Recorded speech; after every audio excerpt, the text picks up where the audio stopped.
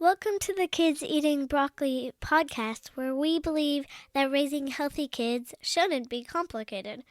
Our mission is to inspire 20 million families worldwide to take the steps to raise the healthiest generation in our history. We interview some of the world's leading experts in nutrition, human potential, and children's health, as well as extraordinary chefs and foodies, to gain insights into simple, fun, and creative ways to introduce natural health into homes across this planet.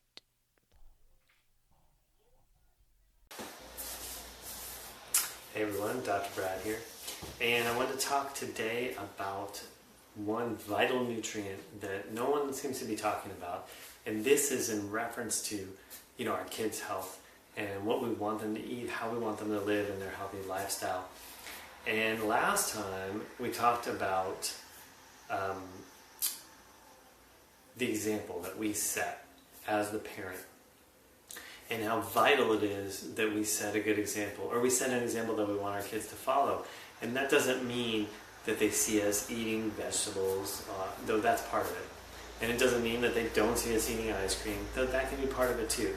What it really means is that we, if you remember, is that they see us having a relationship with food and experiencing our food and our lifestyle choices and what that means to our expression of life and how well we can live the life we want to.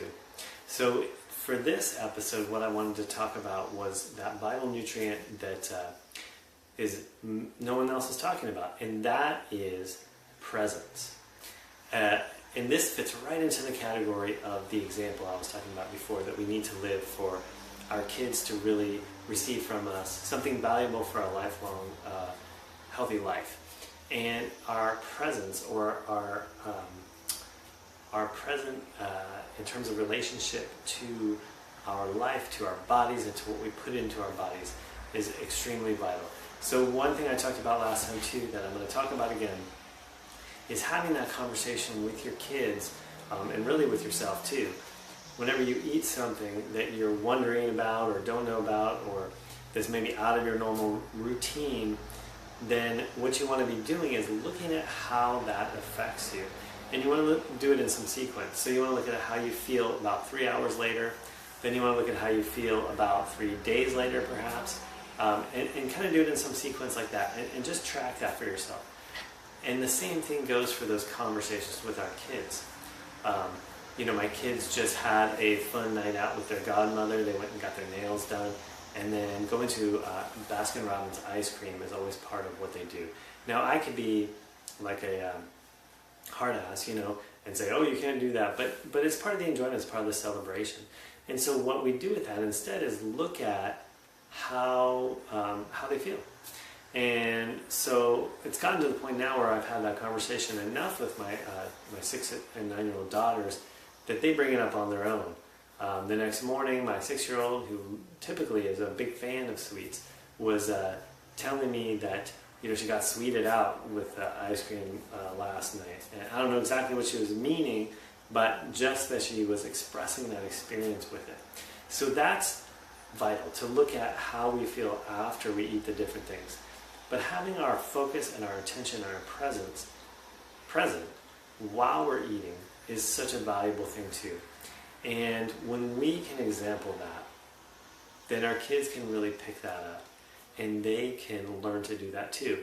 So rule number one, or tip number one around this, very pertinent for our modern day, is you have to not have the screens on.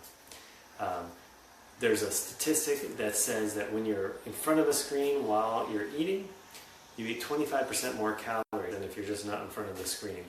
And that's just one aspect of it. But it really speaks to that mindlessness rather than that mindfulness. And so it's so vital that we have that mindfulness and that presence as our system our nervous system is aligned to eating, to experiencing the food, to experiencing the people around us. It puts us in a state where we're most readily able to accept and digest and process and use all that good stuff to the highest potential. But one of the challenges that we have in our modern days. Everyone's go, go, go so fast and always trying to, shortcut things, is eating in a mindless way. And so the screens are one. Another one is eating on the go. So in the car, something like 1 out of every 5 meals in families is eaten in the car. And not that you can't be present in the car. You certainly can, but it takes a little more effort too. So what you really want to pay attention to is having that attention and that presence. Sitting down, creating the environment, creating the ritual almost of eating is so vital.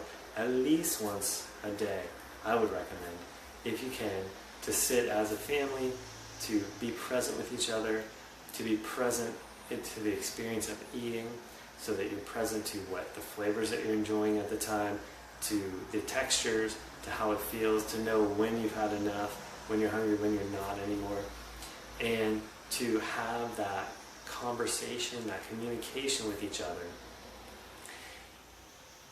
It sets up a healthy, present relationship for your children, as they go forward in life.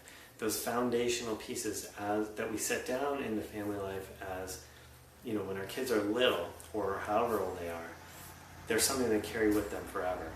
And being able to be present as you're eating, present to the food,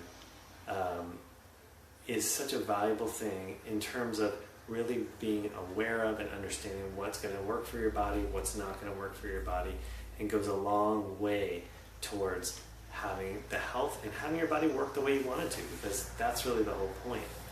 And so I really wanted to hammer home that point today, because it's really a vital nutrient, and it's really one that isn't talked about a lot. People talk about vitamin this, mineral that, ketone this, whatever the case may be. The point is, all of that is great, and you explore all that, learn about all that, but the presence that you have while you're doing those different things makes all the difference. So I hope this is helpful for you guys. I appreciate the comments that are coming up there. I'm a little far from the thing to quite read them, but I'll get on the feed later, so if you have any other comments or questions, you're welcome to put them there, and I can do some responses after I hop off here. So thanks so much for watching, and this is Dr. Brad signing off.